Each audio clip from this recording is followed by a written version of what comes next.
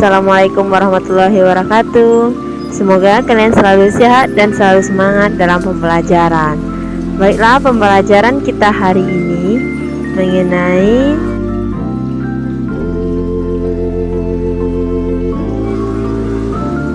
persuasi atau persuasif, artinya mengajak, menyuruh, dan membujuk.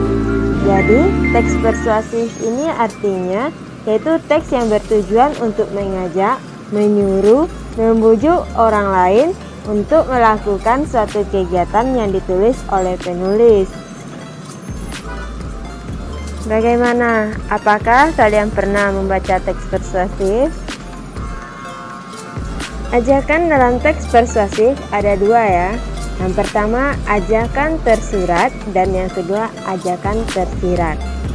Kalau ajakannya tersurat ditandai dengan kata ayo, mari, harus, sebaiknya, dan lain sebagainya. Sementara ajakan tersirat yaitu ajakannya tersembunyi di antara kalimat-kalimat tersebut. Silakan kalian amati contoh teks berikut ya. Berikut ini adalah contoh ajakan tersurat, dan ini adalah contoh ajakan tersirat. Silakan diamati terlebih dahulu.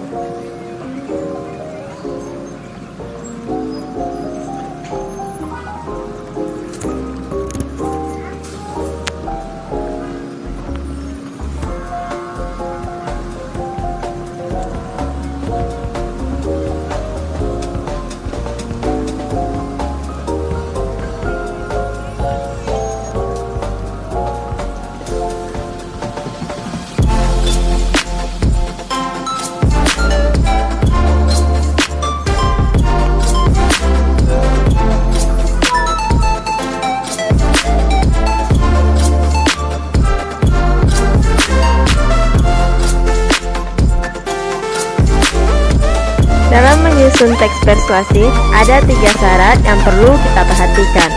Yang pertama, pilihan kata. Dalam menulis teks persuasif ini harus menggunakan pilihan kata yang menarik. Dan yang kedua, kemampuan mengolah emosi. Dalam tulisan kita harus bisa mengolah emosi sang pembaca. Dan yang terakhir adalah memberikan fakta atau bukti. Teks persuasif ini wajib kita harus memberikan fakta atau buktinya supaya orang benar-benar terbujuk oleh percakapan kita. Silakan kalian amati lebih dalam lagi mengenai syarat penyusunan teks persuasif.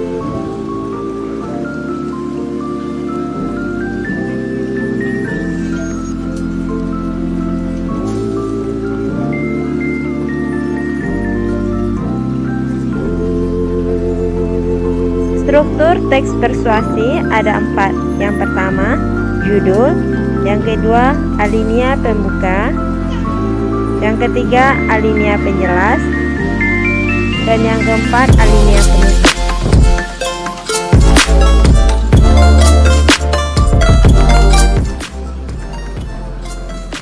Silakan kalian amati contoh dari teks persuasi berikut ya.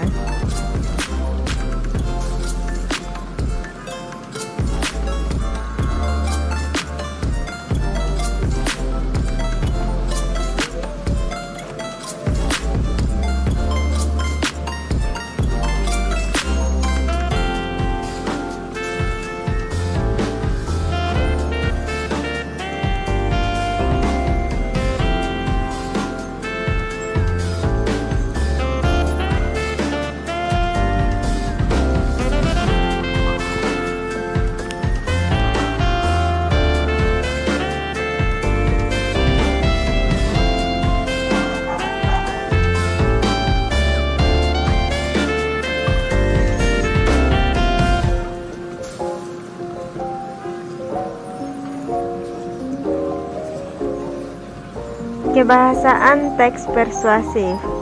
Di sini ada beberapa macam kebahasaan teks persuasif. Yang pertama, menggunakan kata bujukan yang ditandai dengan kata penting, harus, dan sepantasnya. Selanjutnya menggunakan kata kerja imperatif seperti kata jadikanlah, hendaknya, waspadalah. Yang ketiga, menggunakan kata-kata teknis atau peristilahan yang berkenaan dengan topik yang dibahas. Dan yang terakhir, menggunakan kata-kata penghubung yang argumentatif seperti kata jika, sebab, karena, dengan demikian, akibatnya, oleh karena itu, dan masih banyak lagi ya.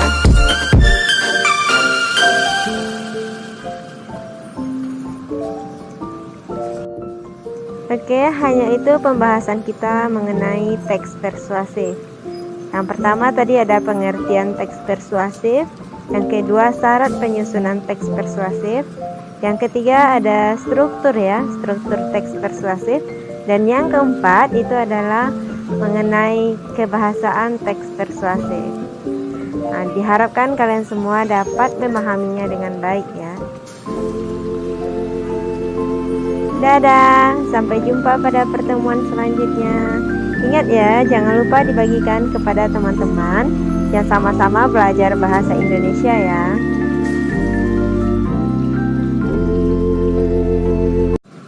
Jangan lupa like, komen, dan subscribe. Oke?